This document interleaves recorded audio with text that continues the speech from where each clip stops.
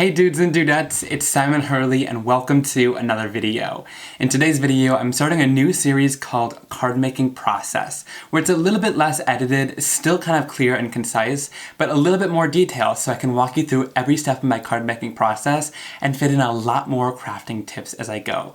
So without further ado, let's get into the video. Also, quick note, as the video goes on, the sound will get better. Just something happened with the footage.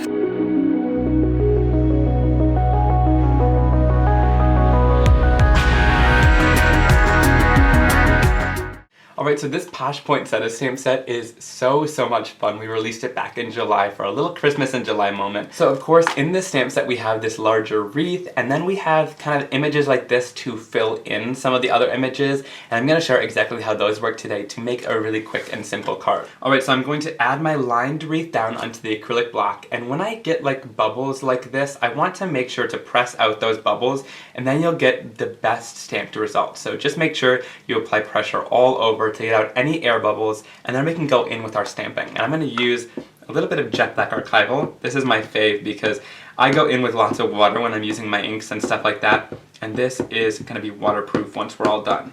And then stamp it right down onto our card. Alright, so once we got that stamped down, I'm going to go into my stamp set and grab this kind of weird looking blob, and this is going to be my greenery. Now you'll notice there's lots of texture in this stamp, and that is what I love so much about it.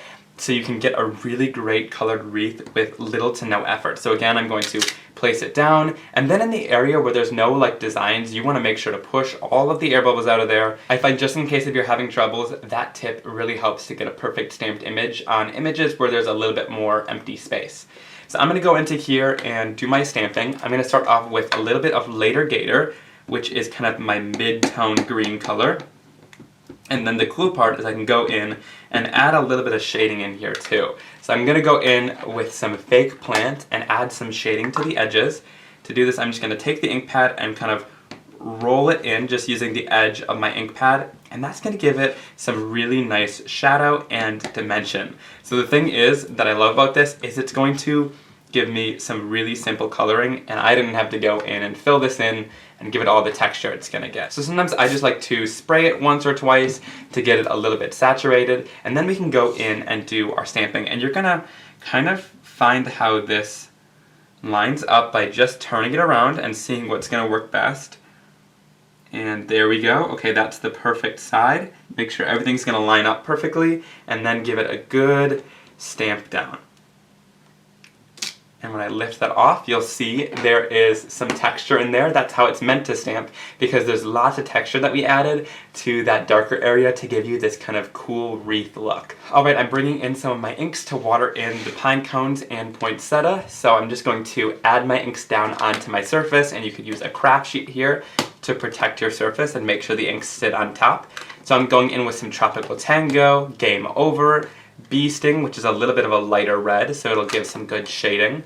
And then we'll go in with Grr for the pine cones. And when you're adding this color down, don't be afraid to give it some good pressure, because that's going to give you lots of nice dark color, and when we add water, it's going to lighten it a little bit, so you want lots of color down onto your surface. I like to just add my water onto the side here, but of course you could have a dish of water. I just spray it down so that it's easy to clean up. And then we'll go in with our paintbrush and start our watercoloring.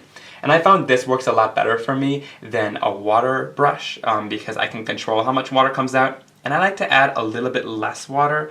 I find that it helps me kind of keep control as I'm watercoloring. So definitely use your own brush without water coming out of it if you're having trouble with a water brush. So I'll just bring my color into here, and I'm just working on my stark white cardstock today. I always say if you want a little bit more detail and a little bit more playtime, go onto a watercolor cardstock, but mine will take water just fine as well. It'll just kind of absorb it a little bit faster than the watercolor cardstock. So if you want more playtime, definitely try a watercolor cardstock. So I'm starting off with just a light wash of that bee sting color over all the poinsettias. So I'm just doing them all at once so that it's pretty quick and easy to do. Alright, I'm going to add a little bit of water to Game Over because I want it to kind of blend in nicely. And then I'm just going to start kind of dotting on some of that color. It's going to be quite a bit darker than that bee sting. So then you could just go in with a little bit more water and kind of blend those two together there. And they're quite small images, so you don't need to worry too much about making sure your shading is absolutely perfect. I like to just throw a little bit of that shading toward the center of each of the flowers, because that's where you're gonna get the darkest spots, is right where the leaves meet the center of the flower. Alright, so once those are finished and all colored in, we only have a couple more little things to color in. I'll just do the little pine cones here. This is why I love that it colors the green in automatically, because there's only a few little things you have to color in, and this could be a really easy card to mass produce if, let's say, you want to go in with Copics and just finish these off, or colored pencils. It's a pretty simple image to color in since most of the coloring is already done for you. Then I'm going to bring in a little bit of Tropical Tango for this greenery here, and I like to bring in the Tropical Tango because it's a totally different kind of teal shade of green, which will add a little bit more dimension to it. And of course, if you want to kind of blend this a little bit more with the wreath, you could totally add a little bit of water in here. It'll kind of reactivate a little bit of that color, and then it'll just soften some of the white space and kind of blend it together. And of course, you could do this by stamping at the beginning with a little bit more water, which will kind of water it together. I like the look of the white space, but I just want to show you guys a couple different options. Then I'm just going to fussy cut out this wreath because I want to add it onto a different background. And this is pretty simple to do. It's a pretty easy kind of just circular shape to follow. And if you struggle with fussy cutting, I always recommend these Spring Assist scissors from Fiskars. They get into details really nicely, and they don't make your hands tired, which I love, and I've always had best of luck fussy cutting with these. And also move your cardstock instead of your scissors, and that helps to get into all the little details and keep it nice and smooth instead of getting any jagged edges. And the center's pretty small, so you don't have to cut it out if you don't want, but if you want to, I just wanted to let you know, I poke a hole through the back, and then all I do is go in with my same fussy cutting scissors from Fiskars. I just love these, can't recommend them enough. And then I go in from the back. If you go in from the front, it'll kind of bend your wreath, whereas if you go in from right here, it just is easier to get the scissors through without really bending the wreath or cardstock. So I totally recommend this, and then you could easily go in and just cut in around all of those details. So there you go, that's how you can kind of cut out the center of that if you want that gone. And now we can work on our background for the wreath. Now I'm going to show you guys two different ways to finish off this card. It's going to be like one of those picture books where you choose the ending and you guys can see whatever you like best, but I want to give you some options. So one of the ways that I love to finish it off is using the Swirly Ferns background stamp. I love this one, it's a peel apart, and it's just kind of got this whimsical vibe, but I love to use it for Christmas and do kind of a tone-on-tone look. So I'm going to stamp it down using a little bit of fake plant ink. And one of my tips for stamping with really any ink pad to get a really nice even coverage is just to place your finger inside here and give some good pressure on that too. So that just allows you to apply ink everywhere and make sure you're going to get the best coverage as you're stamping. And then don't be afraid to apply a little bit of pressure to get your ink out. I got in some questions about that, so I wanted to let you guys know that this is the way that I stamp, and I find that it works perfect. So I'm going to take my piece of cardstock. This is some Gina cardstock. Love it. And I'm going to apply some good pressure all around the background stamp so that everything transfers. And I'll lift it off, and there you have a nice tone-on-tone background. I love how this looks, and of course, if you want to make a card just like this, you could add some little berries with, say, stickles, and then there you have a finished card as well. That's super simple. I'm just gonna spray this with a little water to clean it off, and my inks come off really easily with just a little bit of water. So there's one option for a background for the wreath, and of course if you think it's a little bit too busy, you can always add a piece of vellum on top and then add the wreath and stamp the sentiment right down here, and I think that would look great as well. For this second background, I want to show how to add a little bit of texture to your cardstock. For this, I'm going to grab the same color cardstock and my scoreboard, and I'm just going to go in here and score every 1/4 of an inch, and this is going to be a good way to add a little bit of texture to your background and less color. So if you want to make it less busy but a little bit more kind of textural, this is a really cool way to do so. And of course you don't need a stamp or anything for this. All you need is your scoring tool, which if you don't have one, comes in really good handy when you are scoring your card in half without it cracking. Alright, so I scored on this side, so you get a little bit of texture on here, and of course you could use the deboss side or the emboss side, it's totally up to you. And then I'm going to go in again, and I'm just going to do the same thing but in the opposite direction. So this way we're getting kind of a plaid look as we go down our card. And I just think this is just such a fun way to add a little bit of texture and interest to your card. So of course, this is another option, a little bit more subtle, but in real life you could totally see all that awesome texture, and I think it looks great with the wreath. I'm gonna grab the sentiment Happy Holidays from our home to yours and stamp this down in some jet black archival ink onto one of the pieces of scrap stark white cardstock. I wanna make myself a little banner, so I cut that out and then I cut 2 even pieces from that same strip, and all I'm going to do is go in here and cut a fishtail banner. So go into the center first, and then I'm going to go on either side and cut this right down directly into the center. And then you might be a little confused how to make it exactly even. All I do is go in and line up that same banner with the other edge that's already perfect and just cut it down to follow this one exactly. And then both sides will be even and you've got a nice little banner to add to your card. I'm gonna add a little bit of foam tape all over the back of my wreath, and I always say if you don't have a lot going on the card, foam tape is a really good way to add a little bit of interest without making it girly with like sequins and things like that. So this will just add some dimension and interest to your card.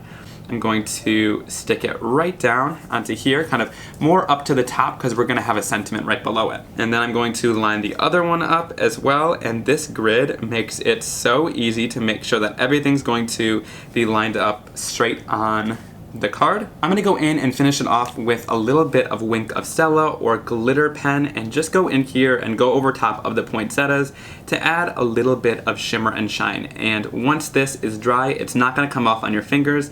So I just think it adds a nice touch and adds a little bit of glitter because any holiday card needs a little bit of glitter on it. And here we have our finished card. I just love this gridded background for a little bit of texture, how we created that banner for some dimension, and then that wreath was super easy to stamp and color in using the Posh Poinsettias stamp set. Now on to our second card, I want to go in and finish something off for this background.